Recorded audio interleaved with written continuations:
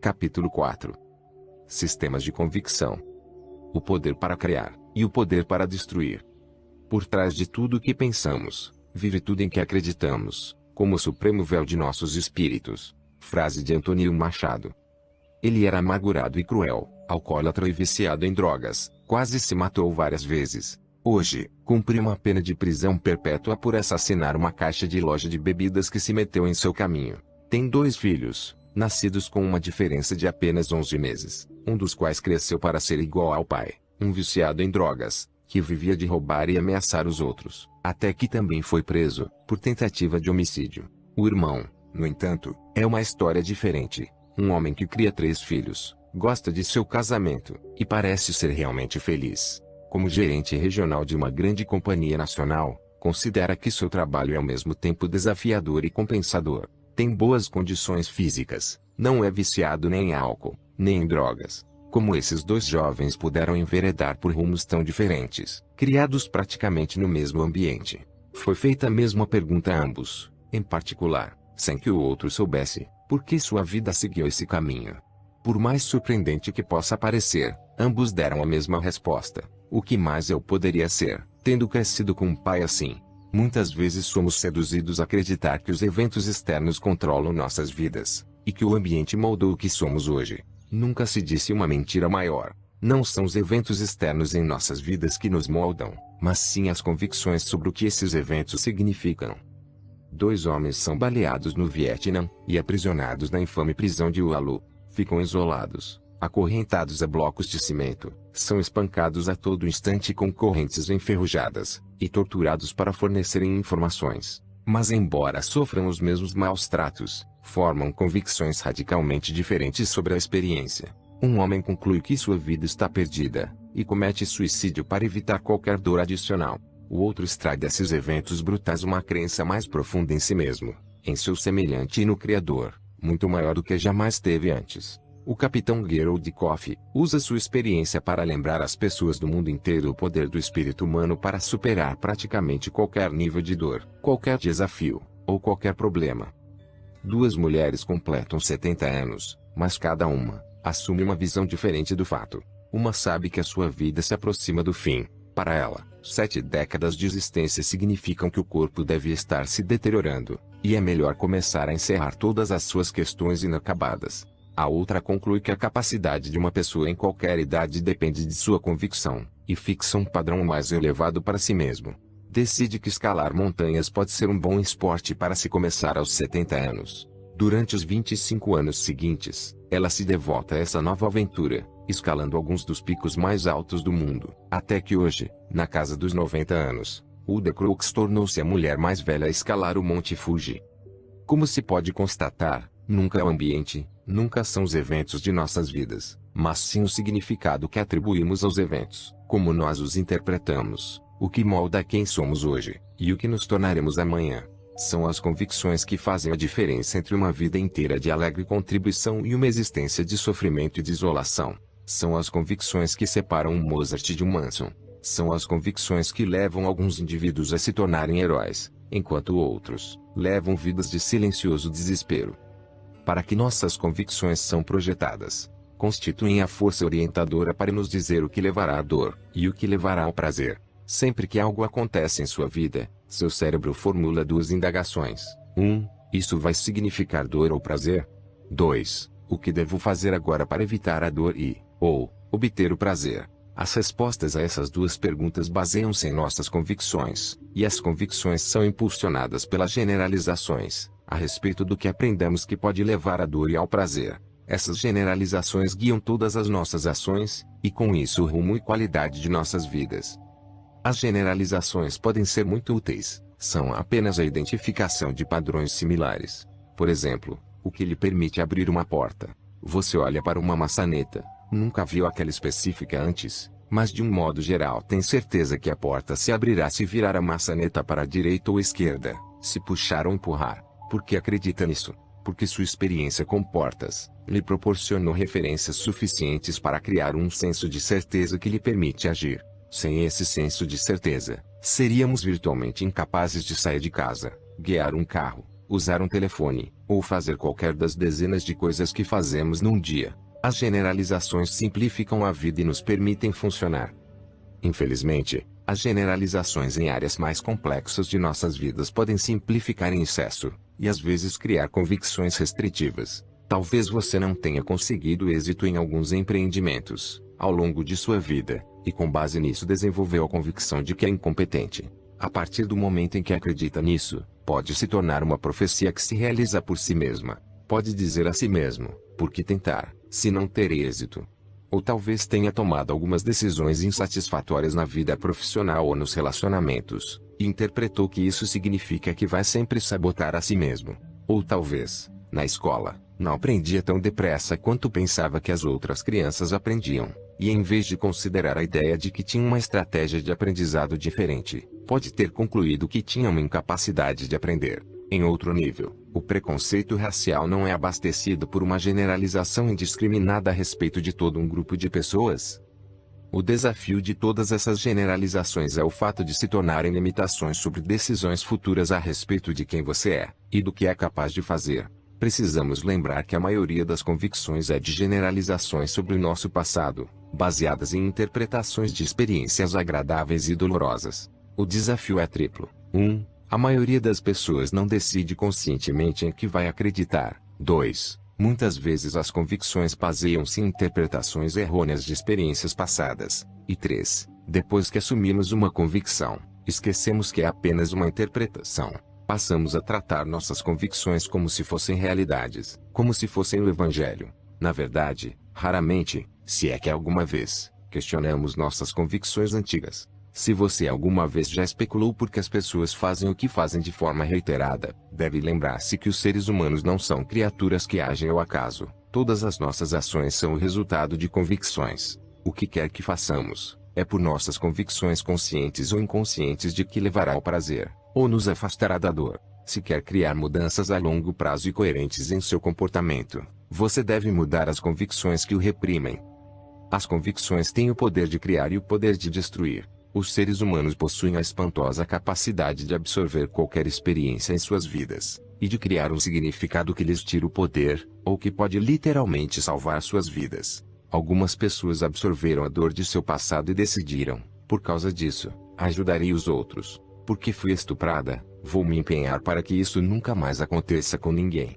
Ou então, porque perdi meu filho ou filha, farei uma diferença no mundo.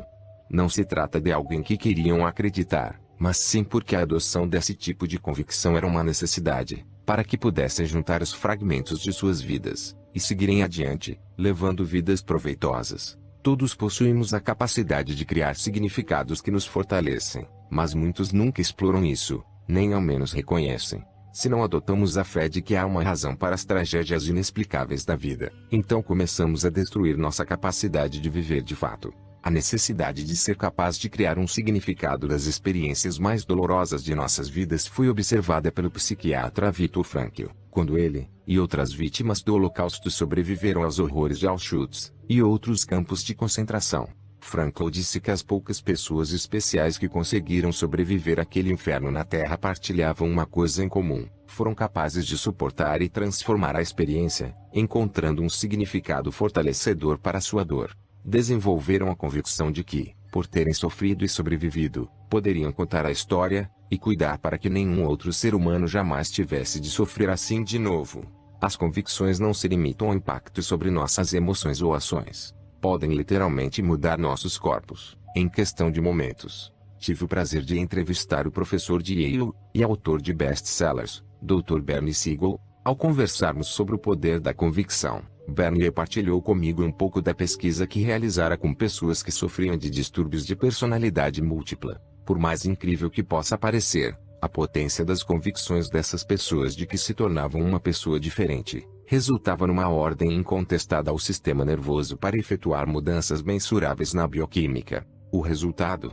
Seus corpos literalmente se transformavam diante dos olhos dos pesquisadores, e passavam a ter uma nova identidade, de um momento para outro. Há estudos que documentam essas ocorrências extraordinárias, com a mudança da cor dos olhos dos pacientes à medida que suas personalidades mudam, ou marcas físicas desaparecendo e reaparecendo.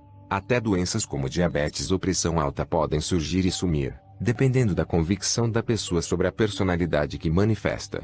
As convicções possuem até mesmo a capacidade de prevalecer sobre o impacto de drogas no corpo. Embora a maioria das pessoas acredite que as drogas curam, estudos na nova ciência da psiconeuroimunologia, o relacionamento mente-corpo, começaram a confirmar o que muitos já suspeitavam há séculos. Nossas convicções sobre a doença e seu tratamento desempenharam um papel tão significativo, talvez ainda maior, quanto o próprio tratamento.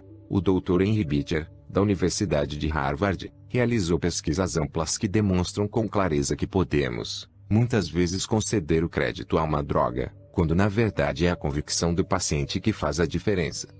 Uma demonstração disso foi uma experiência inovadora, em que 100 estudantes de medicina foram convidados a participar nos testes de duas novas drogas. Uma lhes foi descrita como um superestimulante, numa cápsula vermelha, a outra como um supertranquilizante, numa cápsula azul. Sem que os estudantes soubessem, os conteúdos das cápsulas foram trocados. A vermelha continha um barbitúrico, e a azul uma anfetamina. Mesmo assim, metade dos estudantes desenvolveu reações físicas que acompanhavam suas expectativas, exatamente o oposto da reação química que as drogas deveriam produzir em seus corpos. Esses estudantes não receberam apenas placebos, tomaram drogas de verdade.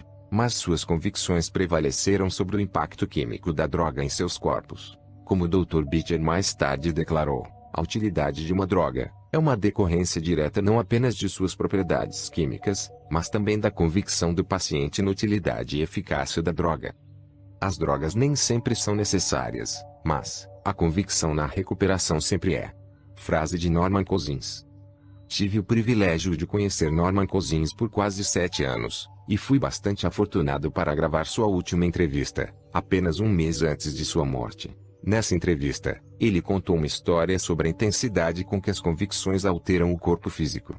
Numa partida de futebol americano, em Monterey Park, uma comunidade suburbana de Los Angeles, várias pessoas apresentaram os sintomas de intoxicação alimentar. O médico no local deduziu que a causa era um certo refrigerante das máquinas automáticas, porque todos os pacientes haviam comprado antes de passarem mal. Foi dado um aviso pelo sistema de alto-falantes, pedindo que ninguém tomasse mais o refrigerante das máquinas, pois algumas pessoas estavam passando mal, descrevendo seus sintomas. Houve um pandemônio imediato nas arquibancadas, com pessoas vomitando e desmaiando às dezenas. Até algumas pessoas que nem haviam chegado perto das máquinas de refrigerantes começaram a passar mal. As ambulâncias dos hospitais locais tiveram o maior trabalho naquele dia, transportando multidões de torcedores doentes. Quando se descobriu que as máquinas de refrigerantes não tinham qualquer culpa, as pessoas se recuperaram no mesmo instante, milagrosamente. Precisamos compreender que nossas convicções possuem a capacidade de nos deixar doentes ou nos tornar saudáveis de um momento para outro. Já se comprovou que as convicções afetam os sistemas imunológicos. E, mais importante ainda, as convicções podem nos proporcionar a determinação de agir, ou enfraquecer e destruir nosso ímpeto. Neste momento, as convicções estão moldando como você reage ao que acaba de ler, e o que fará com o que está aprendendo neste livro. Às vezes desenvolvemos convicções que criam limitações ou forças dentro de um contexto muito específico. Por exemplo, como nos sentimos em relação à capacidade de cantar ou dançar, consertar um carro, ou fazer cálculos. Outras convicções são tão generalizadas que dominam praticamente todos os aspectos de nossas vidas, de forma negativa ou positiva. Chamamos de convicções globais. As convicções globais são as enormes convicções que temos a respeito de tudo em nossas vidas. Convicções sobre nossas identidades, pessoas, trabalho, tempo, dinheiro, e até a própria vida, diga-se de passagem. Essas vastas generalizações são com frequência formuladas com é, ou, sou, ou, são. Por exemplo, a vida é. Eu sou. As pessoas são. Como se pode muito bem imaginar, as convicções desse tamanho e extensão podem moldar e impregnar cada aspecto de nossas vidas. A boa notícia a respeito é de que, efetuando uma única mudança numa convicção global restritiva, você pode praticamente mudar todos os aspectos de sua vida num momento. Lembre-se, uma vez aceitas, nossas convicções tornam-se ordens inquestionáveis para o sistema nervoso, e possuem o poder de expandir ou destruir as possibilidades do nosso presente e futuro. Se queremos dirigir nossas vidas, então devemos assumir um controle consciente de nossas convicções. E para fazer isso, precisamos primeiro compreender o que realmente são, e como se formam. O que é uma convicção? O que é uma convicção, afinal? Muitas vezes, ao longo da vida, falamos sem termos uma ideia nítida do que são de fato. A maioria das pessoas trata uma convicção como se fosse uma coisa, quando na verdade é um sentimento de certeza em relação a algo. Se você diz que acredita que é inteligente, o que diz na verdade é tenho certeza de que sou inteligente. Esse senso de certeza permite-lhe explorar recursos que proporcionam resultados inteligentes. Todos temos as respostas dentro de nós para tudo virtualmente. Ou pelo menos temos acesso às respostas de que precisamos por intermédio de outros. Mas muitas vezes a ausência de convicção, ou ausência de certeza, faz com que não usemos a capacidade interior. Uma maneira simples de compreender uma convicção é pensar a respeito de seu fundamento, uma ideia. Há muitas ideias sobre as quais você pode pensar, mas sem acreditar de fato. Vamos tomar por exemplo a ideia de que você é sensual. Pare por um segundo e diga a si mesmo eu sou sensual. Se é apenas uma ideia ou uma convicção vai depender do grau de certeza que você sente em relação ao que diz. Se pensa não sou realmente sensual, o que está dizendo no fundo é não tenho muita certeza se sou sensual. Como transformamos uma ideia numa convicção? Permitam-me oferecer uma metáfora simples para descrever o processo. Se puder pensar numa ideia como um tampo de mesa sem pernas, terá uma representação adequada do motivo pelo qual uma ideia não parece tão certa quanto uma convicção. Sem pernas, o tampo da mesa nem mesmo ficará de pé sozinho. A convicção, por outro lado, tem pernas. Se você acredita mesmo, eu sou sensual, como sabe que é sensual? Não é verdade que tem algumas referências para apoiar a ideia, algumas experiências na vida para sustentá-la. Essas são as pernas que tornam sólido o seu tampo da mesa, que tornam certa a sua convicção. Quais são algumas das experiências de referência que já teve? Talvez homens e mulheres tenham lhe dito que é sensual. Ou talvez se contemple no espelho, compare sua imagem com as de outras pessoas que considera sensuais, e diga, ei, pareço com elas. Ou talvez estranhos na rua a chamem e acenem. Todas essas experiências nada significam, até que as organize sob a ideia de que é sensual. Ao fazer isso, as pernas fazem com que se sinta firme em relação à ideia, e a levam a começar a acreditar nela. Sua ideia se torna certa, e é agora uma convicção.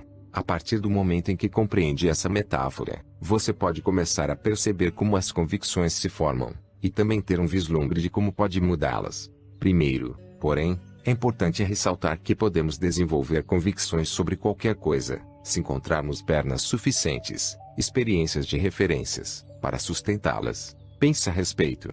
Não é verdade que já teve experiências suficientes na vida, ou conhece bastante pessoas que passaram por experiências difíceis com outros seres humanos, para desenvolver a maior facilidade, se assim quisesse, a convicção de que as pessoas são podres, e se aproveitariam de você se tivessem meia oportunidade?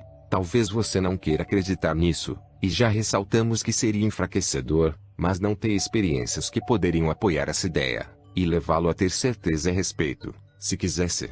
Também não é verdade que já teve experiências na vida, referências, para sustentar a ideia de que se realmente se importar com as outras pessoas, e tratá-las bem, vai descobrir que no fundo são boas e vão querer ajudá-lo em troca.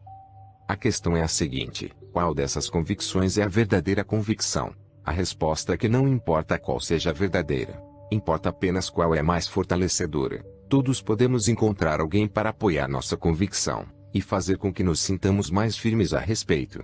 É assim que os seres humanos são capazes de racionalizar. A questão fundamental, mais uma vez, é se essa convicção nos fortalece ou enfraquece, nos concede ou tira poder em termos cotidianos. Mas quais são as possíveis fontes de referências em nossas vidas? É certo que podemos nos basear nas experiências pessoais. Às vezes, adquirimos referências através de informações que recebemos de outras pessoas, ou de livros, gravações, filmes e assim por diante. E às vezes formamos referências com base exclusiva na imaginação. A intensidade emocional que sentimos sobre qualquer dessas referências afetará sem dúvida a força e extensão de uma perna. As pernas mais fortes e mais sólidas são formadas pelas experiências pessoais a que atribuímos uma grande carga de emoção, porque foram experiências dolorosas ou agradáveis. O outro fator é o número de referências que temos. É evidente, quanto mais experiências de referência apoiam uma ideia, mais forte se tornará sua convicção. Suas referências precisam ser precisas para que você se mostre disposto a usá-las. Não, podem ser reais ou imaginárias. precisas ou imprecisas. Até mesmo nossas experiências pessoais, por mais que as sintamos sólidas, são distorcidas pela perspectiva pessoal. Como os seres humanos são capazes de tal distorção e invenção, as pernas de referências que podemos usar para montar as convicções são virtualmente ilimitadas. O aspecto negativo é o fato de que, independente da procedência das referências, começamos a aceitá-las como reais, e assim não mais as questionamos. Isso pode acarretar consequências negativas das mais poderosas, dependendo das convicções que adotamos. Da mesma forma, possuímos a capacidade de usar referências imaginárias para nos impelir na direção de nossos sonhos. As pessoas podem conseguir se imaginar em algo de uma forma bem vívida, como se tivessem passado pela experiência concreta. Isso acontece porque o cérebro não é capaz de perceber a diferença entre algo que imaginamos de uma forma vívida e algo que experimentamos de fato. Com intensidade emocional e repetições suficientes, o sistema nervoso experimenta algo como real, mesmo que ainda não tenha ocorrido. Cada grande realizador que já entrevistei possui a capacidade de adquirir a certeza de que poderia ter êxito, embora ninguém jamais tivesse feito aquilo antes. Foram capazes de criar referências onde não existiam referências, e realizar o que parecia impossível. Qualquer pessoa que use um computador deve reconhecer o nome Microsoft. O que a maioria das pessoas não sabe é que Bill Gates, o cofundador dessa companhia, não era apenas algum gênio que deu sorte, mas uma pessoa que entrou em ação sem quaisquer referências para apoiar sua convicção. Quando soube que uma companhia de Albuquerque estava desenvolvendo algo chamado de computador pessoal, que precisava de um software básico, ele a procurou e prometeu que entregaria esse programa, embora não o tivesse na ocasião. Depois que assumiu o compromisso, ele tinha de encontrar um jeito. A capacidade de criar um senso de certeza foi a sua verdadeira genialidade. Muitas pessoas eram tão inteligentes quanto Bill Gates, mas ele usou a certeza para explorar seus recursos, e em poucas semanas, junto com um sócio, projetou uma linguagem que tornava uma realidade o computador pessoal. Ao assumir o compromisso e encontrar um meio de realizá-lo, Bill Gates desencadeou naquele dia uma série de eventos, que mudariam a maneira como as pessoas fazem negócios, tornando-se um bilionário aos 30 anos de idade. A certeza encerra o poder. Você conhece a história da milha em 4 minutos? Durante milhares de anos, as pessoas mantiveram a convicção de que era impossível para um ser humano correr uma milha em menos de 4 minutos. Em 1954, no entanto, Roger Bannister rompeu essa imponente barreira de convicção. Ele se lançou a realizar o impossível não apenas pela prática física, mas também por ensaiar constantemente o evento em sua mente, rompendo a barreira dos 4 minutos tantas vezes, com tanta intensidade emocional, que criou referências vívidas, as quais se tornaram uma ordem incontestada ao sistema nervoso para produzir o resultado. Muitas pessoas não percebem, no entanto, que o aspecto mais importante de sua conquista foi o que fez pelos outros. Em toda a história da raça humana, ninguém jamais conseguira correr a milha em menos de 4 minutos, mas um ano depois de Roger romper a barreira dos 4 minutos, 37 outros corredores também o fizeram. Sua experiência proporcionou-lhes referências bastante fortes para criar um senso de certeza de que também poderiam fazer o impossível. E no ano seguinte, 300 outros corredores conseguiram realizar a façanha. A convicção que se torna a verdade para mim é a que me permite o melhor uso de minha força, o melhor meio de acionar minhas virtudes. Frase de André Gide. As pessoas desenvolvem com frequência convicções limitadoras sobre quem são e do que são capazes. Porque não conseguiram no passado, acreditam que também não conseguirão no futuro. Em decorrência, por medo da dor, passam a focalizar constantemente que são realistas. A maioria das pessoas que dizem a todo instante, vamos ser realistas, está na verdade apenas vivendo no medo, com pavor de outro desapontamento. Por medo, desenvolvem convicções que as levem a hesitar, a não se empenharem por completo. E por isso obtêm resultados limitados. Os grandes líderes raramente são realistas. São inteligentes e objetivos, mas não são realistas pelos padrões das outras pessoas. O que é ser realista para uma pessoa, no entanto, é totalmente diferente do ser realista de outra, com base em suas referências. Gandhi acreditava que poderia conquistar a autonomia para a Índia sem uma oposição violenta à Grã-Bretanha.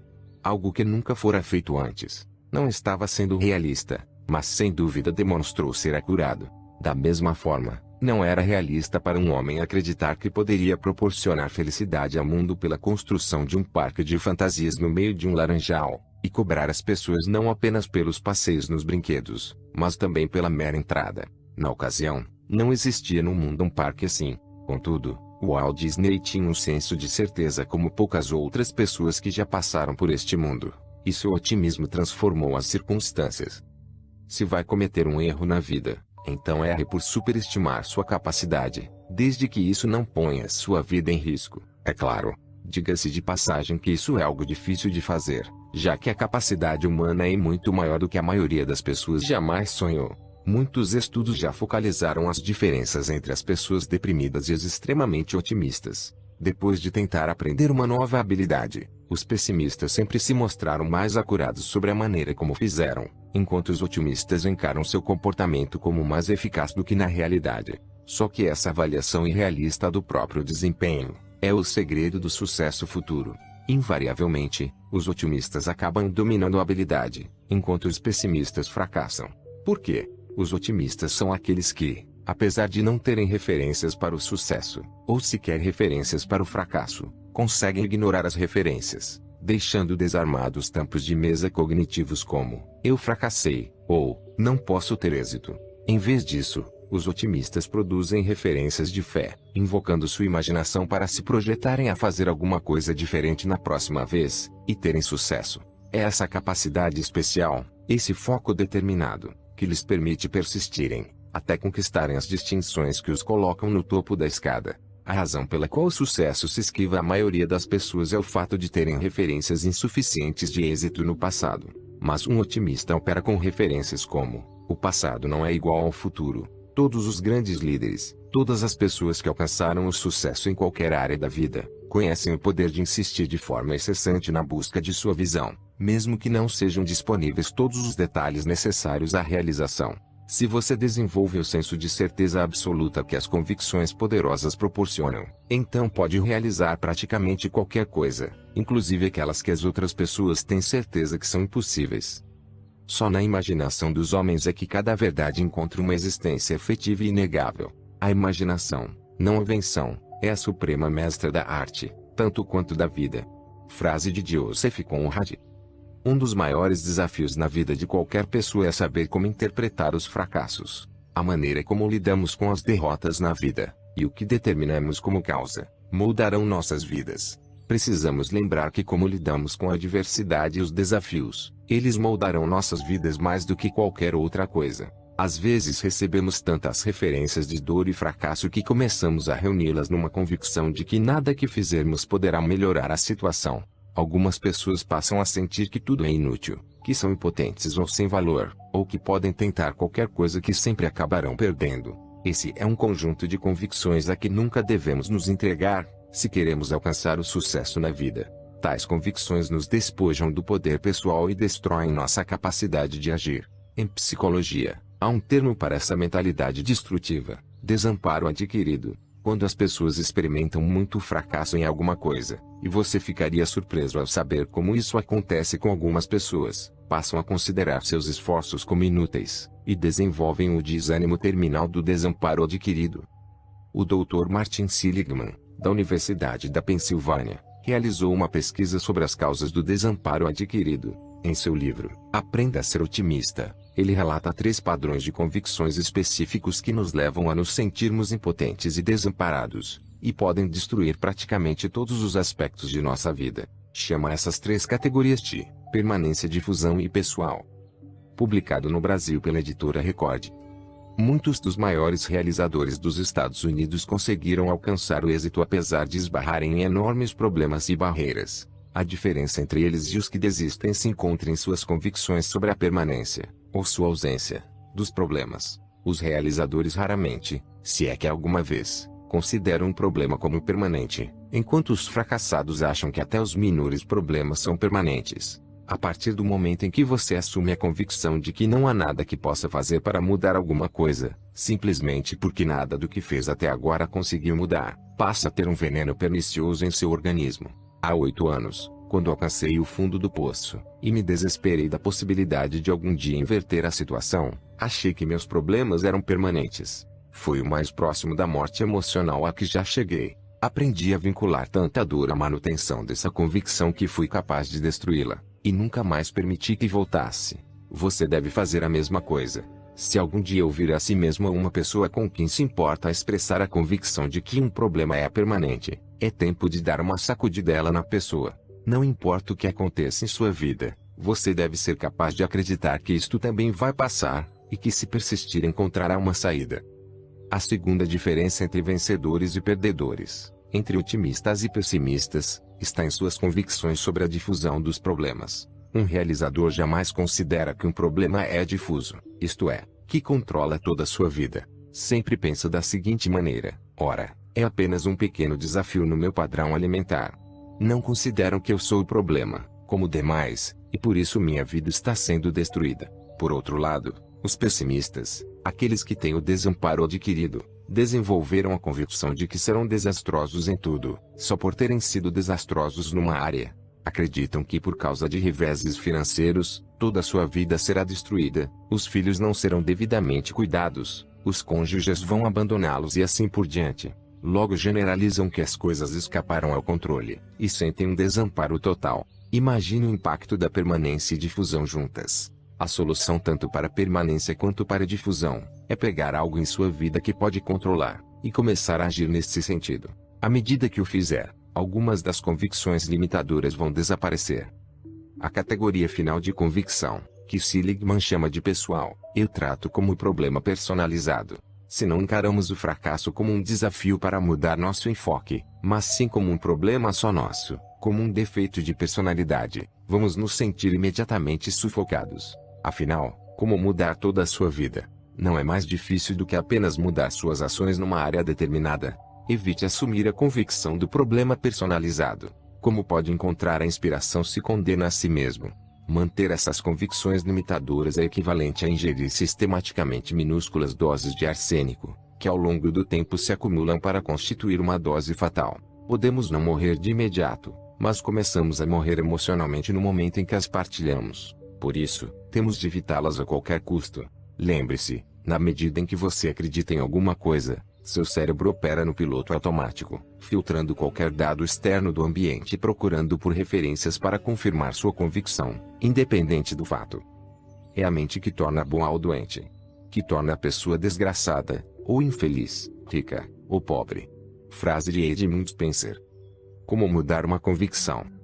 Todas as conquistas pessoais começam com uma mudança nas convicções. Sendo assim, como mudamos? O meio mais eficaz é fazer seu cérebro associar uma dor maciça à antiga convicção.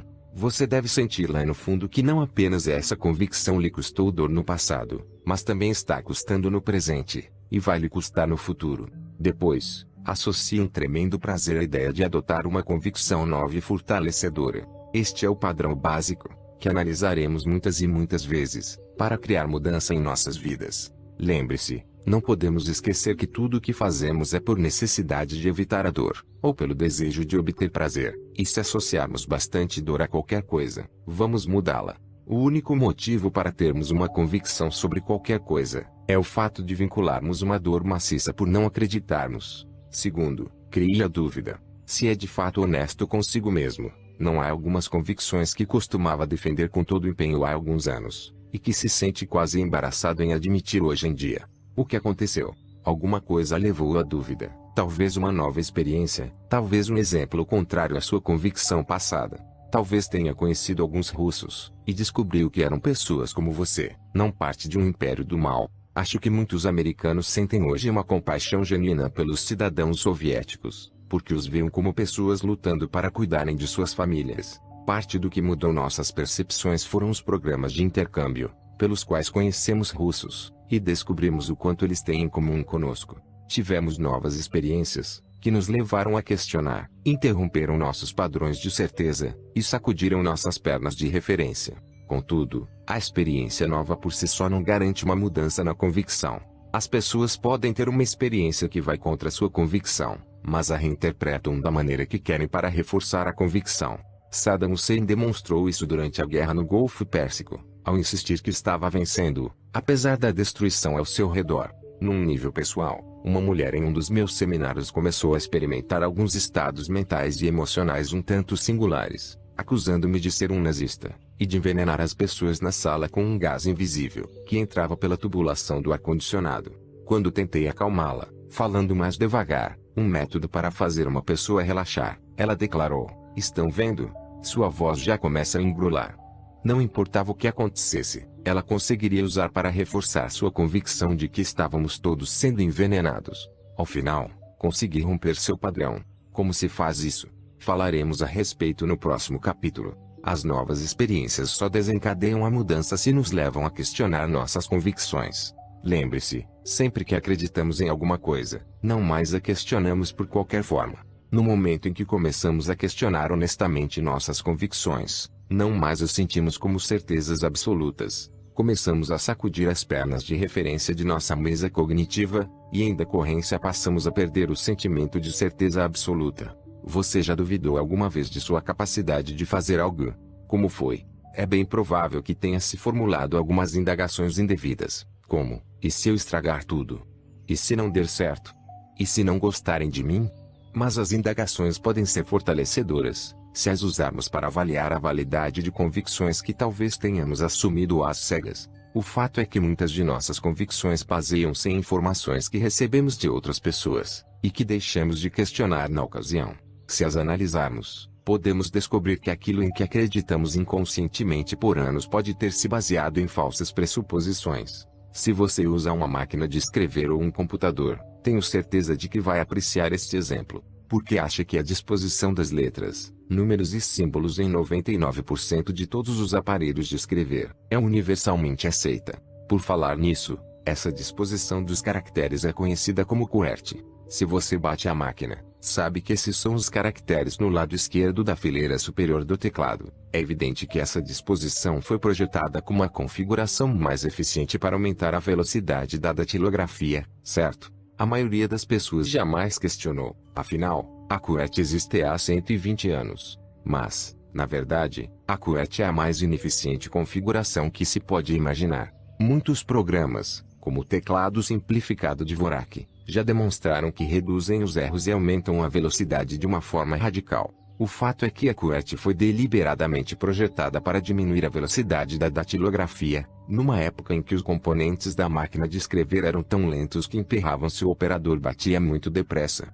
Porque persistimos no teclado QWERTY durante 120 anos. Em 1882, quando quase todos batiam a máquina pelo método de catamilho, uma mulher que desenvolveu o método de datilografia com 8 dedos foi desafiada a uma competição por outro professor. Para representá-la, ela contratou um datilógrafo profissional, um homem que memorizara o teclado QWERTY. Com a vantagem da memorização e o método dos 8 dedos, ele conseguiu vencer o competidor que usava o método catamilho de 4 dedos, num teclado diferente. Daí por diante, o teclado QWERTY tornou-se o padrão para a rapidez, e ninguém jamais questionou a referência para determinar que ponto era válida. Quantas outras convicções você tem na vida cotidiana sobre quem é, ou o que pode ou não pode fazer, ou como as pessoas devem se comportar, ou que habilidades seus filhos têm que está deixando de questionar? Convicções enfraquecedoras que você aceitou e limitam sua vida, e nem mesmo percebe? Se você questiona qualquer coisa com bastante insistência, acaba por duvidar. Isso inclui coisas em que acredita de uma forma absoluta, acima e além de qualquer dúvida. Anos atrás, tive a oportunidade singular de trabalhar com o Exército dos Estados Unidos, com o qual negociei um contrato para a redução de prazos de treinamento em áreas especializadas. Meu trabalho foi tão bem sucedido que recebi uma classificação de segurança máxima, e pude fazer contato com um alto dirigente da CIA, um homem que subira da base ao topo da organização. Quero falar aqui sobre o esquema que ele, e outros iguais desenvolveram para abalar e mudar as convicções de uma pessoa. Era uma técnica absolutamente espantosa. Eles criam um ambiente que leva a pessoa a duvidar daquilo em que sempre acreditou, e depois lhes oferecem novas ideias e experiências para basear a adoção de novas convicções. Observar a rapidez com que eles podem mudar uma convicção de alguém é quase assustador, e ao mesmo tempo fascinante.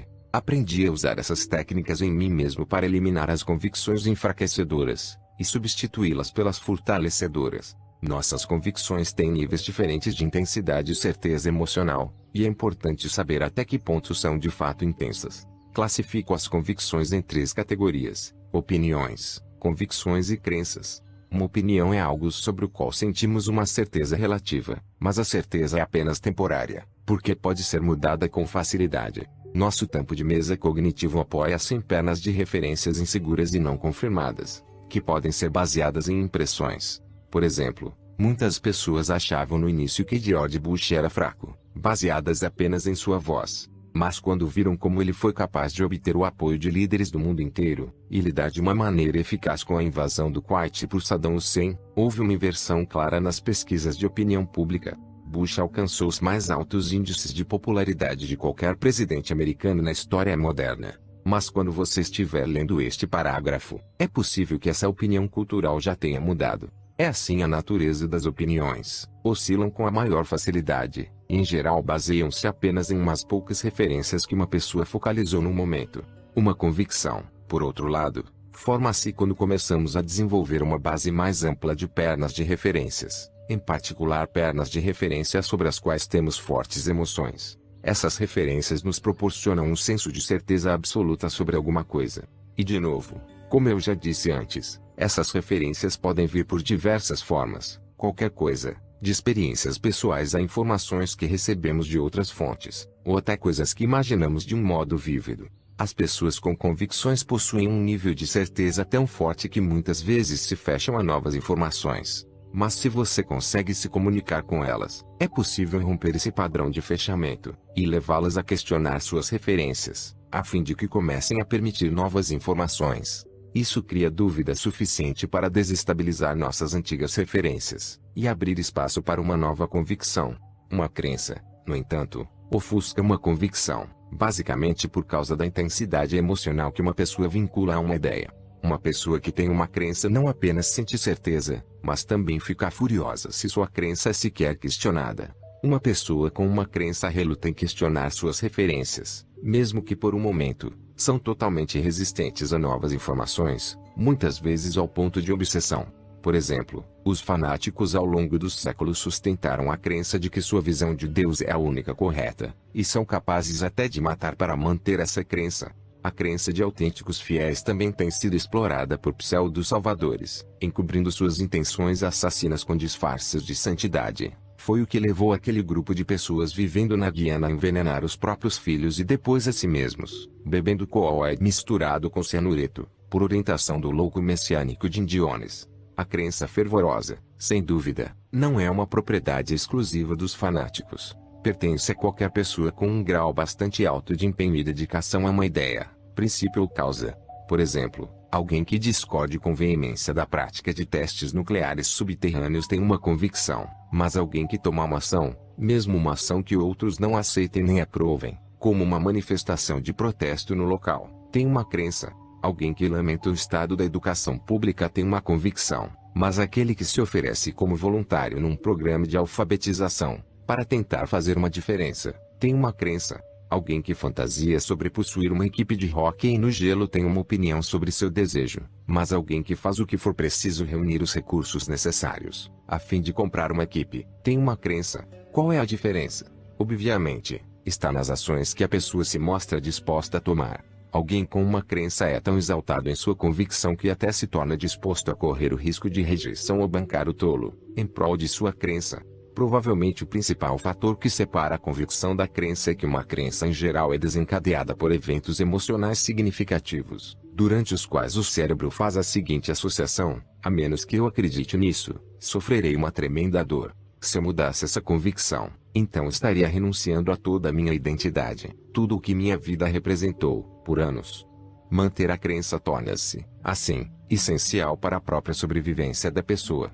Pode ser perigoso, pois sempre que não admitimos sequer considerar a possibilidade de que nossas convicções sejam imprecisas, estamos nos aprisionando na rigidez, que pode em última análise nos condenar ao fracasso a longo prazo.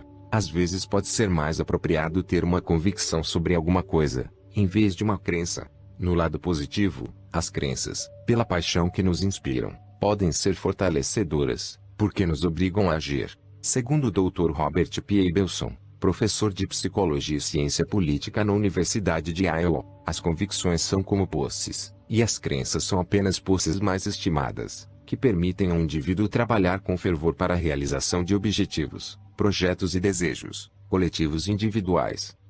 Com frequência, a melhor coisa que se pode fazer para alcançar o domínio em qualquer área de sua vida é elevar uma convicção ao nível de crença. Lembre-se de que a crença tem o poder de impelir a ação, de empurrá-lo através de todos os obstáculos. As convicções também podem fazer isso, mas algumas áreas de sua vida podem exigir a intensidade emocional adicional da crença. Por exemplo, a crença de nunca permitir que adquira peso em excesso vai compeli-lo a fazer saudáveis opções de estilo de vida, de uma forma sistemática, permitindo-lhe desfrutar mais a vida, e talvez até poupando de um ataque cardíaco. A crença de que é uma pessoa inteligente, capaz de sempre encontrar um meio de inverter as situações, pode ajudá-lo a superar alguns dos momentos mais difíceis em sua vida. Mas como podemos criar uma crença? 1. Comece pela convicção básica. 2. Reforce a convicção pelo acréscimo de novas e mais poderosas referências. Por exemplo, digamos que você decidiu nunca mais comer carne. Para fortalecer sua determinação, converse com pessoas que optaram por um estilo de vida vegetariano sobre que motivos as impeliram a mudar sua dieta, e quais foram as consequências na saúde e em outras áreas de suas vidas. Além disso, comece a estudar o impacto fisiológico da proteína animal. Quanto mais referências desenvolver, e mais emocionais forem as referências, mais forte se tornará sua crença. 3. Encontre um evento que funcione como um gatilho, ou então trate de criá-lo. Forme uma associação plena, indagando: o quanto vai me custar se eu não fizer isso? Faça perguntas que criem uma intensidade emocional. Por exemplo, se quer desenvolver uma crença contra o consumo de drogas, faça com que as consequências dolorosas das drogas se tornem reais para você, assistindo a filmes, ou, melhor ainda, visitando as clínicas para viciados. Se decidiu que deixaria de fumar, visite a unidade de tratamento intensivo de um hospital para observar os pacientes com enfisema confinados a tendas de oxigênio, ou veja as radiografias dos pulmões negros de um paciente. As experiências desse tipo têm o poder de pressioná-lo a estabelecer uma crença genuína. 4. Finalmente, entre em ação. Cada ação reforça seu empenho, e eleva o nível da intensidade emocional e da crença. Um dos desafios das crenças é o fato de se basearem muitas vezes no entusiasmo de outras pessoas por suas convicções. Com bastante frequência, as pessoas acreditam em alguma coisa porque todos os outros acreditam. Isso é conhecido em psicologia como confirmação social. Mas a confirmação social nem sempre é acurada. Quando as pessoas não têm certeza do que fazer, procuram outras em busca de orientação. Em seu livro, Influence, o Dr. Robert Cialdini descreve uma experiência clássica, em que alguém grita, estupro, visando ao alvo, enquanto duas pessoas, como acessórios psicológicos, ignoram os pedidos de socorro, e continuam a andar. O alvo não sabe se responde ou não às súplicas, mas quando percebe que as outras duas pessoas agem como se nada houvesse de errado, decide que os gritos por ajuda são insignificantes, e também os ignora. Usar a confirmação social é uma tremenda maneira de limitar sua vida, de torná-la como a de todos os outros. Algumas das confirmações sociais mais fortes usadas pelas pessoas são as informações que recebem de espertos. Mas, os espertos estão sempre certos. Pense em nossos médicos e curandeiros ao longo dos anos. Não faz tanto tempo assim que os médicos mais atualizados acreditavam de uma forma absoluta nas propriedades curativas das sanguessugas. E até em nossa geração, os médicos deram a mulheres grávidas um medicamento para o enjoo matutino, chamado Bendectin, que acabava causando defeitos congênitos. Claro que esses médicos receitaram o medicamento porque a indústria farmacêutica, os espertos no assunto, lhes garantiu que era o melhor disponível. Qual é a lição? Não é sensato acreditar cegamente nos espertos. E também não aceite cegamente tudo o que eu digo. Analise as coisas no contexto de sua própria vida. Faz sentido para você? Há ocasiões em que não se pode nem mesmo confiar nas evidências dos sentidos, como ilustra a história de Copérnico. Nos tempos desse astrônomo polonês, todos sabiam que o Sol girava em torno da Terra. Por quê? Porque qualquer um podia sair de casa, apontar para o céu, e dizer: está vendo? O Sol se deslocou pelo céu.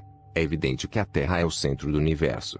Mas em 1543 Copérnico desenvolveu o primeiro modelo acurado de nosso sistema solar, baseado no Sol. Como outros gigantes ao longo dos tempos, ele teve a coragem de contestar a sabedoria dos espertos, e a verdade de suas teorias acabou adquirindo uma aceitação geral, embora não em seu tempo. A dor é o supremo instrumento para alterar uma convicção. Novamente, a dor ainda é a maneira mais poderosa de mudar uma convicção. Um exemplo recente do poder de convicções mudadas ocorreu no programa de CLGS Rafael, quando uma brava mulher se apresentou a uma audiência nacional para renunciar à sua aliança com a Ku Klux Klan.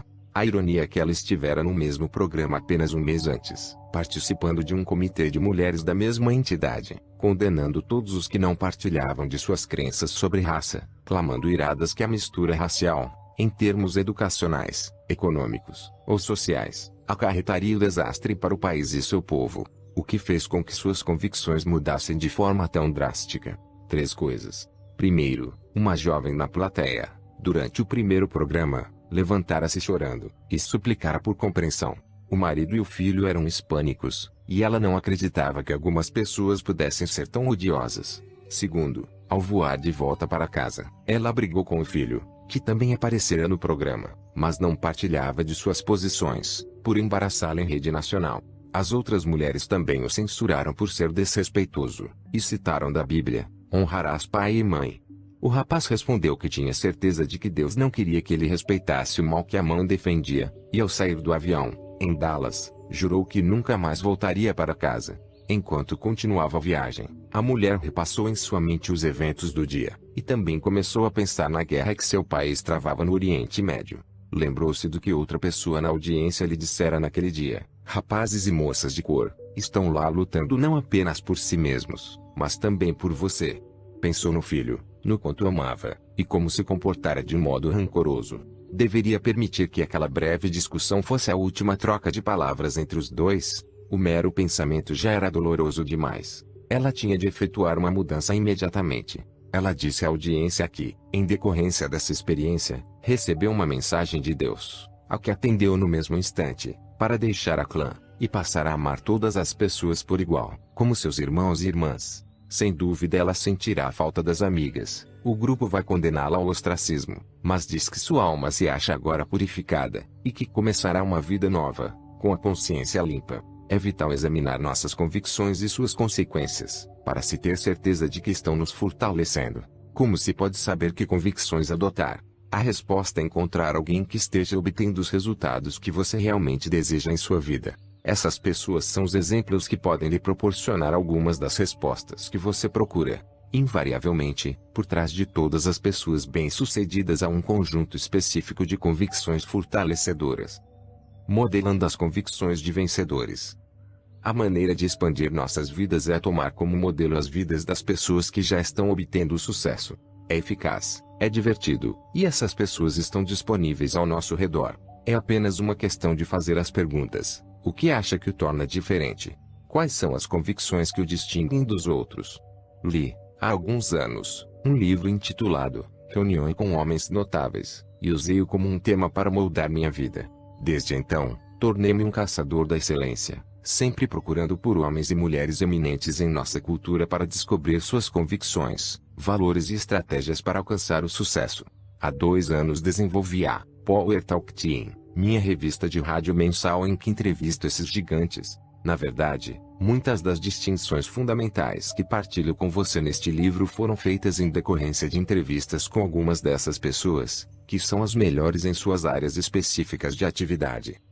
Assumindo o compromisso de partilhar essas entrevistas, meus pensamentos mais recentes, e um sumário de um livro best-seller a cada mês, desenvolvi um plano coerente não apenas para fortalecer outras pessoas, mas também para obter uma constante melhoria pessoal. Terei o maior prazer em ajudá-lo a se modelar pelas pessoas bem-sucedidas através do meu programa, mas lembre-se de uma coisa: você não está limitado a mim. Os exemplos de que precisam cercam todos os dias. Somos o que pensamos. Tudo o que somos surge com nossos pensamentos. Com nossos pensamentos, fazemos o nosso mundo. Frase de Buda. Há quase 10 anos que venho conversando com as pessoas em meus seminários de Living Healthy Team sobre a correlação direta entre a elevada porcentagem de proteína animal na dieta americana típica e a alta incidência dos 2 fatores que mais matam nos Estados Unidos, doenças cardíacas e o câncer. Ao fazer isso, contesto um dos sistemas de convicção que moldou da forma mais significativa nosso destino físico durante os últimos 35 anos, o plano dos 4 grupos alimentares básicos, que recomenda porções generosas e diárias de carne de boi, galinha ou peixe. Hoje, no entanto, os cientistas já determinaram, acima e além de qualquer dúvida, que existe uma relação direta entre comer proteína animal e correr o risco de desenvolver doenças cardíacas e câncer. Os 3.000 membros do Comitê de Médicos para a Medicina Responsável até já pediram ao Departamento de Agricultura americano para eliminar a carne de boi, peixe, aves, ovos e produtos de leite da dieta diária recomendada. O próprio governo está cogitando a mudança dos 4 grupos alimentares básicos para 6, relegando a carne de boi, galinha e peixe para uma proporção mínima no total. Essa imensa mudança em convicções causou indignação em muitos setores. Creio que isso segue um padrão que podemos encontrar ao longo da história e de nossa cultura, e que é o seguinte: como o filósofo alemão Arthur Schopenhauer declarou, toda verdade passa por 3 estágios. Primeiro, é ridicularizada. Segundo, enfrenta uma violenta oposição. Finalmente, é aceita como evidente. Essas ideias já foram ridicularizadas, agora, enfrentam uma violenta oposição. Acabarão sendo aceitas, mas só depois de muitas outras pessoas caírem doentes, ou até morrerem, por causa de suas convicções limitadoras sobre a importância de quantidades excessivas de proteína animal em seus corpos. Também temos nos negócios um conjunto de falsas convicções, que estão nos conduzindo por uma estrada de frustração econômica, e até mesmo de desastre em potencial. Nossa economia enfrenta desafios em quase todos os setores. Por quê? Encontrei uma pista no artigo que li na revista Forbes de março de 1991. O artigo descreve 2 carros, o Laser, da Chrysler, e o Eclipse, da Mitsubishi. E ressalta que a Chrysler conseguiu apenas uma média de 13 vendas por revendedor para seu carro, enquanto a média da Mitsubishi foi superior a 100. Você pode dizer, qual é a novidade? Os japoneses estão dando uma surra nas companhias americanas em venda de carros. Mas o fato singular sobre esses 2 carros é que são exatamente iguais. Foram construídos em sociedade pelas 2 companhias. A única diferença entre o Laser e o Eclipse está no nome e na companhia que o vende. Como é possível? Talvez você já tenha adivinhado a resposta. As pesquisas que investigaram a causa da discrepância nas vendas indicaram que as pessoas querem comprar carros japoneses porque acreditam que possuem uma qualidade superior. O problema, neste caso, é que se trata de uma falsa convicção. O carro da companhia americana possui a mesma qualidade, porque é o mesmo carro, porque os consumidores acreditariam nisso. Obviamente, porque os japoneses criaram uma reputação de qualidade, fornecendo-nos numerosas referências para apoiá-la. Até o ponto em que não mais questionamos sua validade. Pode surpreendê-lo que o empenho japonês pelo aumento da qualidade seja na verdade o resultado de uma exportação americana, na pessoa do Dr. W. Edward Deming. Em 1950, esse renomado técnico em controle de qualidade foi levado ao Japão pelo General MacArthur, que se sentia frustrado com a base industrial japonesa, arrasada pela guerra, onde não podia sequer ter certeza de que uma ligação telefônica seria completada. A pedido da Associação Japonesa de Cientistas e Engenheiros, Deming começou a treinar japoneses em seus princípios de controle de qualidade total. Ao ouvir isso, você pensa no mesmo instante que se trata da monitoração da qualidade de um produto físico. Nada poderia estar mais longe da verdade. Deming ensinou aos japoneses 14 princípios e uma convicção básica, que constituem a fundação de praticamente todas as decisões tomadas até hoje em cada bem-sucedida empresa multinacional japonesa. A convicção básica é a seguinte: empenho constante e incessante de aumentar sistematicamente a qualidade de seus produtos, em todos os aspectos das operações, em todos os dias, lhes proporcionaria o poder de dominar os mercados do mundo. Deming ensinou que a qualidade não era apenas uma questão de atender a um determinado padrão, mas sim um processo vivo e dinâmico, de melhoria constante.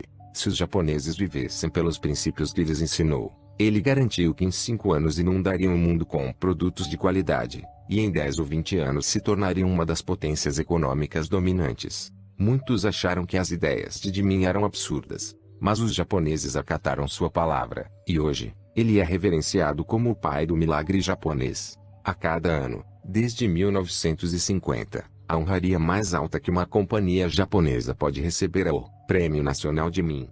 Essa recompensa é entregue em uma cerimônia com transmissão nacional pela televisão, e é usada para reconhecer a empresa que alcançou o mais alto nível de aumentos de qualidade nos produtos, serviços, administração e relações trabalhistas, em todo o Japão. Em 1983, a Ford Motor Company contratou o Dr. Deming para conduzir uma série de seminários sobre administração.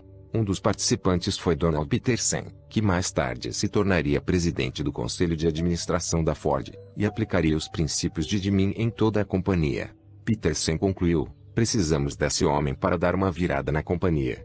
Na ocasião, a Ford perdia bilhões de dólares por ano. A partir do momento em que foi contratado, Deming mudou a tradicional convicção ocidental da empresa, de como podemos aumentar nosso volume e reduzir os custos, para como podemos aumentar a qualidade do que produzimos, e fazer isso de uma maneira que a qualidade não custe mais a longo prazo.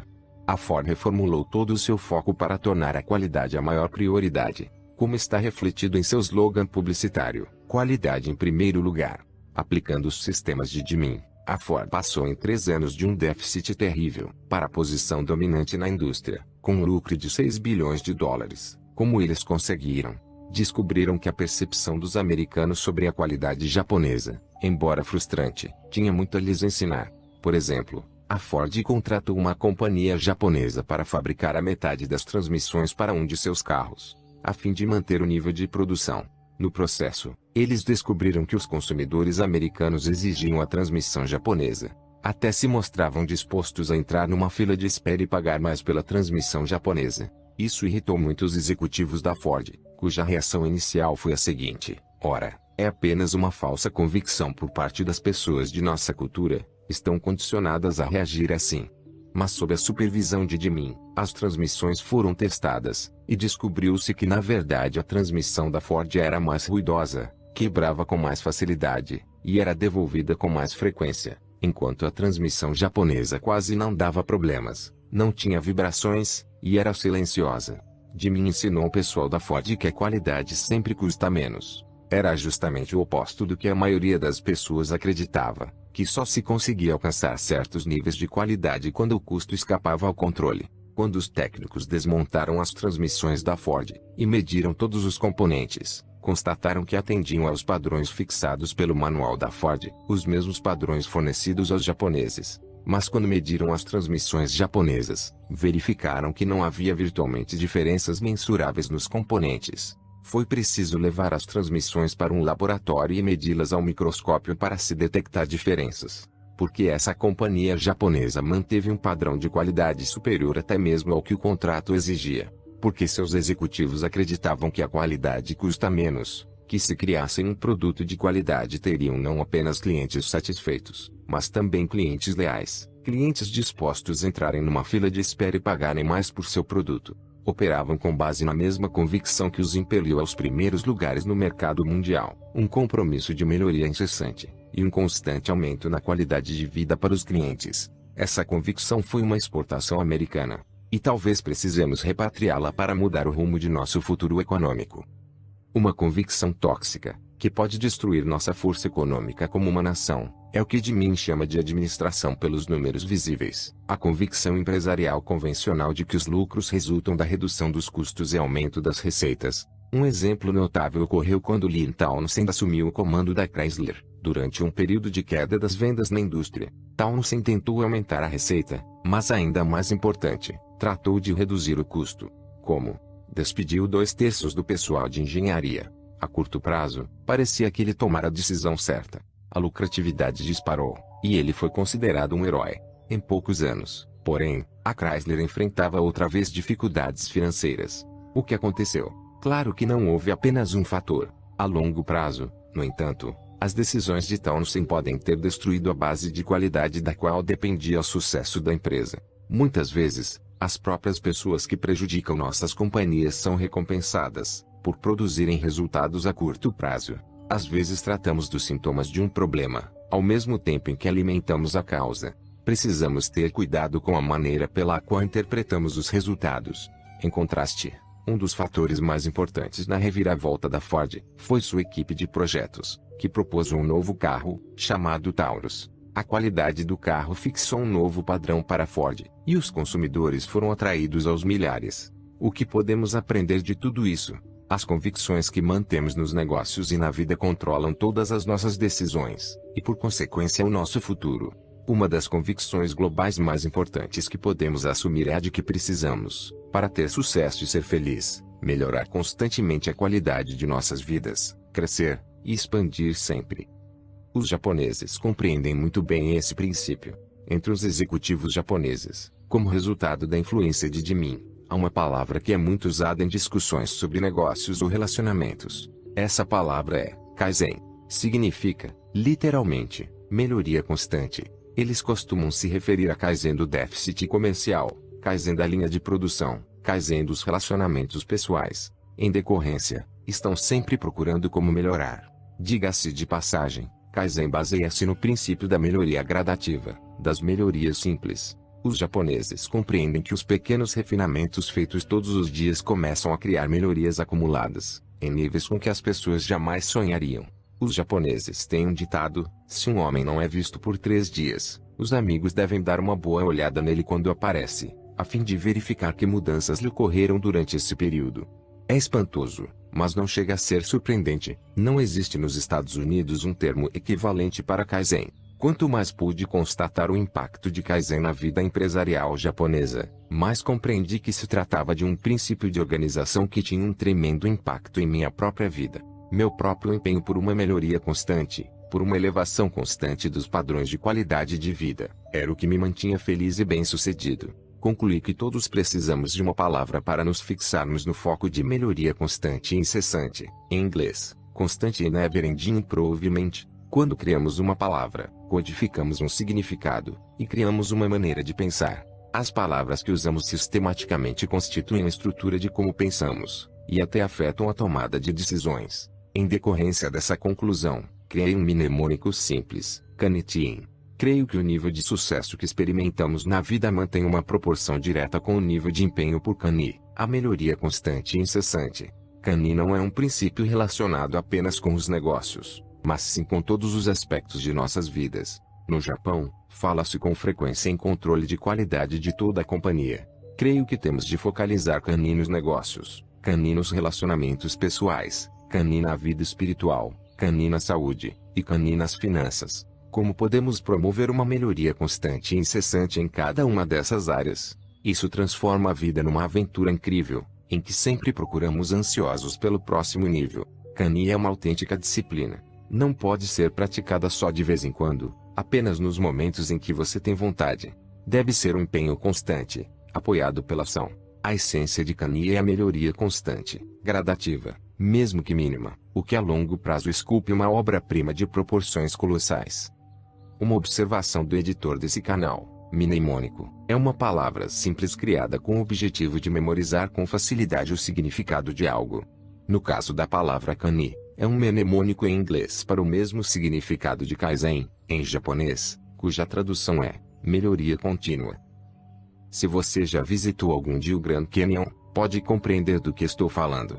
Testemunhou a beleza impressionante produzida por milhões de anos de mudança gradativa, com o rio Colorado e numerosos tributários esculpindo a rocha de forma incessante, para criar uma das 7 maravilhas naturais do mundo. A maioria das pessoas nunca se sente segura porque está sempre preocupada com a possibilidade de perder o emprego, perder o dinheiro que já possui, perder o cônjuge, perder a saúde, e assim por diante. A única segurança verdadeira na vida provém de saber que a cada dia você melhora de alguma maneira, que aumenta a capacidade de quem é, e que é valioso para a sua empresa, seus amigos e sua família. Não me preocupo em manter a qualidade de minha vida, porque todos os dias trabalho para melhorá-la. Empenho-me constantemente em aprender, em fazer novas e importantes distinções sobre meios de acrescentar valor às vidas de outras pessoas. Isso me proporciona um senso de certeza de que posso sempre aprender, de que posso sempre me expandir, de que posso sempre crescer. Kani não significa que você nunca vai experimentar contestações. A verdade é que você só pode melhorar alguma coisa se compreender que não é de todo certa, que ainda não se encontra ao nível do que deveria atingir. O propósito de Kani é descobrir problemas no nascedouro, e tratá-los antes que se tornem crises. Afinal, a melhor ocasião para liquidar um monstro é quando ainda está pequeno. Como parte integrante do meu empenho com Kani, ao final de cada dia faço a mim mesmo as seguintes perguntas: o que aprendi hoje? Com o que contribuí? O que melhorei? O que desfrutei? Se a cada dia você melhora sua capacidade de desfrutar a vida, passa a experimentá-la num nível de riqueza com que a maioria das pessoas nem mesmo sonha. Pequenas melhorias são acreditáveis, e por isso viáveis. Pat Healy. que foi dos Los Angeles Lakers, é o treinador mais vitorioso na história do basquete profissional americano. Alguns dizem que ele teve sorte, por contar com jogadores excepcionais. É verdade que ele teve mesmo atletas incríveis, mas muitas outras pessoas dispuseram desses recursos para o êxito, e não conseguiram de uma forma tão sistemática. A capacidade de Pat para o sucesso baseou-se em seu compromisso com Kanye. Ele disse que no início da temporada de 1986 tinha um grande desafio nas mãos. Muitos jogadores haviam realizado que jogavam ser a sua melhor temporada no ano anterior, e mesmo assim perderam para o Boston Celtics. Em busca de um plano viável para levar seus jogadores a um nível superior, ele optou pelo tema das pequenas melhorias. Convenceu-os de que aumentar a qualidade de seu jogo em apenas 1%, sobre o melhor de cada um, faria uma grande diferença na temporada. Parece ridiculamente pequeno, mas quando se pensa em 12 jogadores aumentando em 1% sua habilidade na quadra, em 5 áreas diferentes, o esforço combinado cria uma equipe que é 60% mais eficiente do que era antes. Uma diferença total de 10% provavelmente seria suficiente para ganhar outro campeonato. O verdadeiro valor da filosofia, no entanto, é que todos acreditaram que era possível. Todos tiveram certeza de que poderia melhorar pelo menos 1% em relação ao seu melhor, nas 5 áreas principais do jogo, e esse senso de certeza na busca de seus objetivos levou-os a explorar potenciais cada vez maiores. O resultado? Quase todos melhoraram em pelo menos 5%, e muitos chegaram a 50%. Segundo Pat Riley, 1987 tornou-se a temporada mais fácil para a equipe. Kanye funciona, se você se empenhar. Lembre-se de que a chave para o sucesso é desenvolver um senso de certeza, o tipo de convicção que lhe permite se expandir como pessoa, e assumir a ação necessária para tornar ainda melhor a sua vida e as vidas das pessoas ao seu redor. Você pode acreditar hoje que alguma coisa é verdade, mas precisa se lembrar que, à medida que os anos passam e vamos crescendo, estará exposto a novas experiências. E podemos desenvolver convicções ainda mais fortalecedoras, abandonando coisas sobre as quais outrora tínhamos certeza. Compreenda que as suas convicções podem mudar, à medida que adquire referências adicionais. O que realmente importa hoje, é se suas convicções o fortalecem ou enfraquecem. Comece hoje mesmo a desenvolver o hábito de focalizar as consequências de todas as suas convicções. Elas estão fortalecendo sua base ao impulsioná-lo para a ação na direção que deseja, ou contém o seu avanço. Assim como pensa em seu coração, assim ele é. Provérbios 23:7. Descobrimos muitas coisas sobre as convicções, mas para assumir de fato o controle de nossas vidas, precisamos saber que convicções já estamos usando para nos orientar. Neste momento, pare tudo o que está fazendo, e aproveite os próximos 10 minutos para se divertir um pouco. Inicie uma análise de todas as suas convicções, tanto as que fortalecem quanto as que enfraquecem, pequenas convicções que não parecem ter qualquer importância, e convicções globais, que parecem fazer uma grande diferença. Não deixe de incluir convicções de si, como, se eu tiver empenho total sistemático, então terei sucesso, ou, se eu demonstrar uma paixão total por essa pessoa, então ela vai me abandonar. Convicções globais, como as convicções sobre as pessoas. As pessoas são basicamente boas, ou as pessoas são um pé no saco. Convicções sobre você mesmo, convicções sobre oportunidades, convicções sobre tempo, convicções sobre escassez, e sobre abundância. Anote tantas convicções quanto puder lembrar, durante os próximos 10 minutos. Por favor, conceda a si mesmo a dádiva de fazer isso agora. Depois que o fizer, eu lhe mostrarei como pode reforçar suas convicções fortalecedoras, e eliminar as enfraquecedoras. Faça isso agora.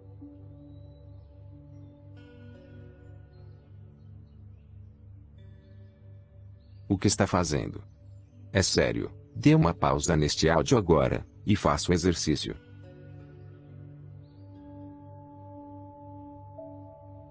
Dispensou tempo suficiente para se certificar de que escreveu 2 listas, tanto as convicções fortalecedoras, quanto as enfraquecedoras. Se não, volte e faça-o agora. O que aprendeu com isso? Tire um momento agora para analisar as convicções. Faça a escolha, e circule as 3 convicções mais fortalecedoras em sua lista. Como fortalecem sua vida. Pense nos efeitos positivos que exercem sobre você. Anos atrás, fiz uma lista assim, e constatei que era muito valiosa, porque descobri que tinha uma convicção que era pouco aproveitada. Era a convicção de que, Sempre há um meio de inverter uma situação, se me empenho de verdade. Pensei ao ler a minha lista, é uma convicção que precisa ser reforçada e convertida numa crença.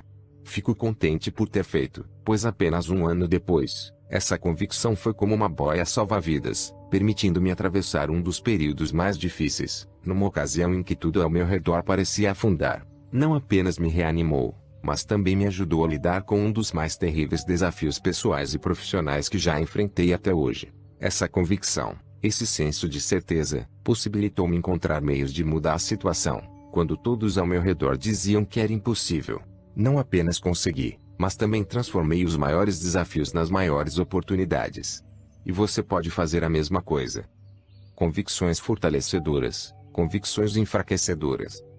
Analise a sua lista, e reforce sua intensidade emocional e o senso de certeza que essas convicções são verdadeiras e reais, e assim podem orientar seus comportamentos futuros. Agora, vamos verificar suas convicções limitadoras. Ao analisá-las, pode determinar algumas das consequências que essas convicções acarretam. Circule as duas convicções mais enfraquecedoras. Decida agora, de uma vez por todas, que você não está mais disposto a pagar o preço que essas convicções cobram de sua vida. Lembre-se de que, se começar a duvidar das convicções e questionar sua validade, pode eliminar as pernas de referências, para que não causem mais qualquer impacto em você.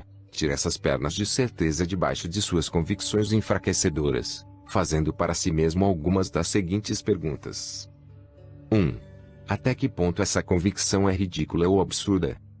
2. A pessoa com a qual aprendi esta convicção podia ser tomada como modelo nesta área. 3. Em última análise, o quanto vai me custar, em termos emocionais, se eu não me livrar dessa convicção? 4. O quanto vai me custar, em termos de relacionamentos, se eu não me livrar dessa convicção? 5. O quanto vai me custar, em termos físicos, se eu não me livrar dessa convicção? 6. O quanto vai me custar, em termos financeiros, se eu não me livrar dessa convicção? 7. O quanto vai me custar, em termos de família e pessoas amadas, se eu não me livrar dessa convicção? Se você dispensou tempo suficiente para responder essas perguntas com toda sinceridade, pode descobrir que as convicções enfraqueceram de forma significativa, sob a análise das indagações. Agora, crie uma associação plena com tudo que essas convicções têm lhe custado, e com o custo real no futuro, se não mudá-las. Vincule uma dor tão intensa que vai querer se livrar dela para sempre, e depois, finalmente, decida fazer isso agora. Não podemos nos livrar de um padrão sem substituí-lo por outro. Por isso, neste momento, escreva os substitutos para as duas convicções limitadoras que acabou de eliminar. Qual a antítese? Por exemplo, se você tinha a convicção de que nunca poderei ter êxito porque sou mulher, sua nova convicção pode ser porque sou mulher, disponho de recursos com que nenhum homem jamais poderá contar. Quais são algumas das referências que você tem para apoiar essa ideia, a fim de que comece a sentir certeza a respeito? À medida que reforce e fortaleça essa convicção, começará a orientar seu comportamento de uma maneira inteiramente nova e mais fortalecedora. Se não tem obtido os resultados que deseja em sua vida, sugiro que pergunte a si mesmo, em que eu teria de acreditar para alcançar o sucesso aqui? Ou, quem já conquistou sucesso nessa área, e no que eles acreditam, de uma forma diferente da minha, sobre o que é possível? Ou, em que é necessário acreditar para ter êxito? Você pode muito bem descobrir a convicção básica que tem se esquivado. Se experimentador, se sente contestado, frustrado, ou irado, pode querer perguntar a si mesmo, em que eu teria de acreditar para me sentir assim? O milagre desse processo simples é que vai revelar convicções que você nem imaginava que possuía. Por exemplo, se você se sente deprimido e pergunta a si mesmo, em que terei de acreditar para me sentir deprimido? Provavelmente pensará em algo relacionado com o futuro, como, as coisas nunca vão melhorar, ou, não há esperança. Quando ouvir essas convicções verbalizadas, pode muito bem pensar, não acredito nisso. Estou me sentindo mal agora, mas sei que não ficará ruim para sempre. Isso também vai passar. Ou pode simplesmente concluir que uma convicção de ter problemas em caráter permanente é destrutiva, e nunca mais vai admiti-la. Enquanto avalia essas convicções limitadoras, observe como seus sentimentos mudam. Compreenda, acredite, e confie, que se mudar o significado de qualquer evento em sua mente, mudará imediatamente como se sente e o que faz, e assim mudará suas ações e transformará seu destino. Mudar o que alguma coisa significa mudar as decisões que você toma. Lembre-se, nada na vida tem qualquer significado a não ser aquele que você mesmo concede. Portanto, trate uma opção consciente pelos significados mais sintonizados com o destino que escolheu para si mesmo. As convicções possuem o terrível potencial de criar ou destruir. Creio que você pegou este livro porque lá no fundo decidiu que não contentará com menos do que o melhor de que sabe que é capaz. Quer mesmo controlar o poder de criar a visão que deseja, em vez de destruir seus sonhos. Então aprenda a escolher as convicções que o fortalecem. Crie as crenças que o impelem na direção do destino que aproveita o que há de melhor em você. Sua família, sua empresa, sua comunidade e seu país não merecem menos do que isso. Liderança e o poder da convicção. Líderes são aqueles indivíduos que vivem por convicções fortalecedoras, e ensinam os outros a explorar todo o seu potencial, mudando as convicções que os limitavam. Uma grande líder que me impressiona é uma professora chamada Marva Collins. Talvez você tenha assistido ao programa 60 Minutes, ou ao filme que fizeram sobre ela. Há 40 anos, Marva utilizou seu poder pessoal e decidiu afetar o futuro, fazendo uma diferença nas vidas de muitas crianças. Seu desafio, quando obteve seu primeiro emprego de professora, num lugar que muitos consideravam como um gueto de Chicago, seus alunos do segundo grau já haviam decidido que não queriam aprender coisa alguma. Um ponto que você verá reiterado neste livro, muitas vezes, é que quando duas pessoas se encontram, a que tomou uma decisão real, ou seja, a que tem um empenho a nível mais profundo, sempre acaba influenciando a outra. Se houver um contato genuíno, a missão de Marva era transformar as vidas daquelas crianças. Ela não tinha uma mera convicção se podia causar um impacto sobre as crianças, possuía uma crença fervorosa e profunda de que as influenciaria para o bem. Não havia limite para a extensão de seu trabalho. Confrontada com crianças rotuladas de disléxicas, e vários outros tipos de distúrbios de aprendizado e comportamento, ela concluiu que o problema não estava nas crianças, mas sim na maneira como lhes ensinavam. Ninguém as desafiava o suficiente. Em consequência, as crianças não tinham uma convicção em si mesmas. Não tinham referências de serem pressionadas a avançar e descobrir quem realmente eram, ou do que eram capazes. Os seres humanos reagem aos desafios, e aquelas crianças, Marva estava convencida, precisavam disso mais do que de qualquer outra coisa. Por isso, ela descartou todas as cartilhas antigas, e passou a ensinar Shakespeare, Sófocles e Tolstói. Os outros professores disseram coisas como, não há a menor possibilidade. Essas crianças nunca vão entender. E como se pode imaginar, muitos atacaram Marva em termos pessoais, alegando que ela ia destruir as vidas das crianças. Mas os alunos de Marva não apenas compreenderam o material, como também se desenvolveram. Por quê? Porque ela acreditava com o maior fervor na singularidade do espírito de cada criança, e em sua capacidade de aprender qualquer coisa. Comunicava com tanta sintonia e amor que as levou a acreditarem em si mesmas. Algumas pela primeira vez em suas jovens vidas. Os resultados que ela obteve por décadas, de uma forma sistemática, foram extraordinários. Conheci Marva e entrevistei na escola preparatória West Side, a escola particular que ela fundou, fora do sistema escolar de Chicago. Depois do encontro, decidi entrevistar alguns alunos. O primeiro que abordei tinha 4 anos, com um sorriso encantador. Apertei sua mão. Oi, sou Tony Robbins. Como vai, Sr. Robbins? Meu nome é Thelmadge Griffin. Tenho 4 anos. O que gostaria de saber? Diga-me, Thelmadge, o que está estudando agora? Estudo uma porção de coisas, Sr. Robbins. Que livros leu recentemente? Acabei de ler Ratos e Homens, de John Steinbeck.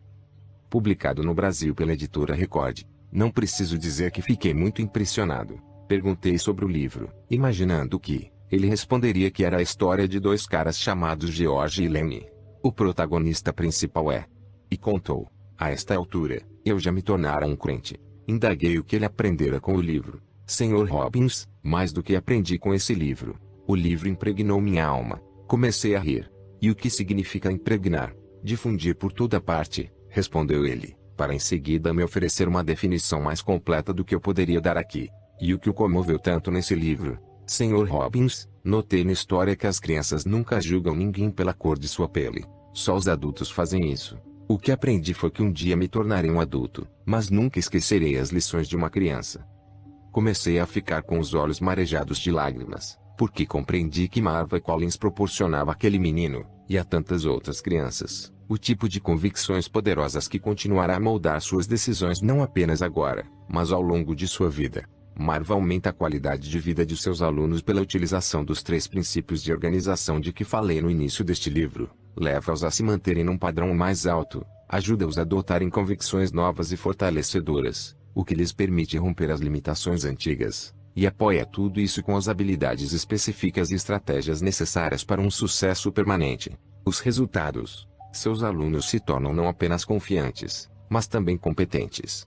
São impressionantes os resultados imediatos, em termos de excelência acadêmica, e os efeitos do processo em suas vidas cotidianas são ainda mais profundos. Ao final, perguntei até ao Madge, qual é a coisa mais importante que a Sra. Collins lhe ensinou? O mais importante que a Sra. Collins me ensinou é que a sociedade pode prever, mas somente eu posso determinar meu destino. Talvez todos nós precisemos lembrar as lições de uma criança, com as convicções que o pequeno Talmadge expressou de forma tão eloquente. Garanto que ele, assim como as outras crianças na turma, terão uma grande oportunidade de sempre interpretar suas vidas de uma maneira que crie o futuro que desejam, em vez do futuro que a maioria das pessoas teme. Vamos analisar o que aprendemos até agora. Não temos mais a menor dúvida de que existe um poder dentro de nós que precisa ser despertado. Esse poder começa com a capacidade de tomar decisões conscientes que moldem o nosso destino. Mas há uma convicção básica que devemos explorar, e essa convicção pode ser encontrada em sua resposta à pergunta: